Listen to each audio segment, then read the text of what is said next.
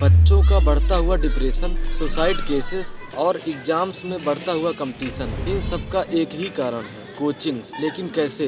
मान लीजिए 3 बच्चे हैं XYZ, वो किसी एग्जाम की तैयारी कर रहे हैं और उनके मार्क्स 70, 80, 90 आ रहे हैं। अब उन्होंने किसी अल्फा कोचिंग में एडमिशन लिया और साल भर प्रिपरेशन किया, एग्जाम दिया, उसके बाद अब उनके मार्क्स 80, 90, 100 आ रहे हैं। इसका मतलब कोचिंग इंडस्ट्रीज बीच में आई, अपना बिजनेस किया और सभी में 10-10 मार्क्स ऐड कर दिया। मतलब 80 वाला 90 हो गया, 90 वाला 100 हो गया। लेकिन एट द एंड रिजल्ट क्या आया? सिलेक्ट वही हुआ जिसे पहले होना था। कोचिंग व्यवस्था इकोनॉमी पर बर्डन है। कोचिंग आने के बाद अब उल्टा हो रहा है, जो गरीब है उसका सिलेक्शन नहीं हो सकता है, क्योंकि उसके पास इतने पैसे नहीं हैं कि वो कोचिंग में एडमिशन ले सके। कोचिंग वालों ने सबके माइंड में यह बैठाल दिया है कि अगर आप कोचिंग नहीं ज्वाइन करेंगे तो आपका सिलेक्शन नहीं हो सकता है। और यही नहीं, कोचिंग वाले बच्चों को बार बार एग्ज़ाम की तैयारी करने के लिए, ड्रॉप दिलाने के लिए मोटिवेट करते हैं और इसी बहाने से उनसे कई सालों तक पैसे वसूलती हैं। स्टूडेंट्स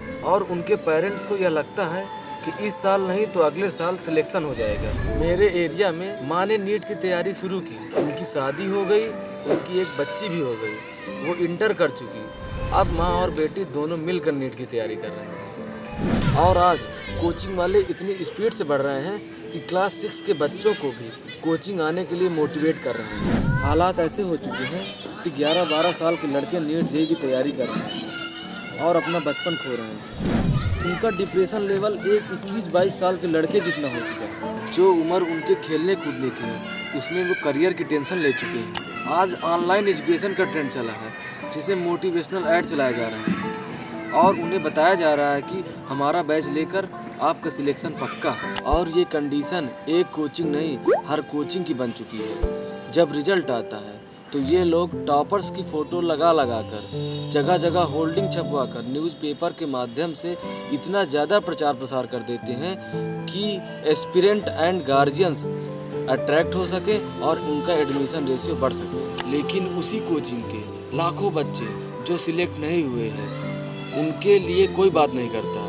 उन बच्चों के आंकड़ों को छिपा लिया जाता है। लेकिन इससे साफ पता चल रहा है कि कोचिंग के आने से स्टूडेंट्स की भीड़ बढ़ी और उन कोचिंग वालों का बिजनेस बढ़ा।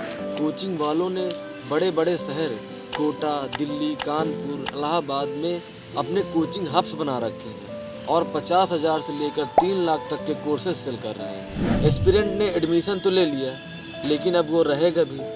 अब वो रहने के लिए हॉस्टल या पीजी ढूंढेगा। हॉस्टल और पीजी के रेंट इतने बढ़ चुके हैं कि बाथरूम साइज का हॉस्टल 15 से 20 हज़ार के रेंट में मिल रहा है, क्योंकि उनको पता है कि बच्चे की मजबूरी है यहाँ रहना। हॉस्टल वाले इतने ज़्यादा रेंट पर हॉस्टल देने के बावजूद भी उन्हें 3rd क्लास खाना खिलाते हैं और फैसिलिटी के नाम पर बहुत बेकार सुविधा देते हैं। कोचिंग और हॉस्टल वालों ने ये सिस्टम बना रखा है कि कोचिंग और हॉस्टल की फ़ीस 1 टाइम पेमेंट होगी। मतलब साल के शुरुआत में ही पूरी फीस ले ली जाएगी और पूरा साल उनको उस हॉस्टल या उस कोचिंग को छोड़कर कहीं नहीं जाने दिया जाएगा। पूरे साल कोचिंग का बोझ और हॉस्टल का 3rd क्लास खाना खाकर बच्चे की मानसिक और शारीरिक स्थिति खराब हो चुकी होती है और घर का सारा पैसा भी खत्म हो चुका होता है। इस दौरान आपकी ज़िंदगी में क्या क्या छूट गया?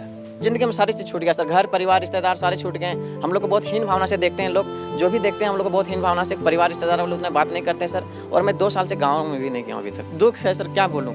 मैं अपने दुख और पीड़ा को किसी पास सामना नहीं कर सकता हूँ सर। बहुत संघर्ष से पढ़ा हूँ, ट्यूशन पढ़ा के मैं 2012 से ट्यूशन पढ़ा के अभी तक मैं पढ़ाई किया हूँ और मैं कुछ भी हासिल नहीं कर पाया।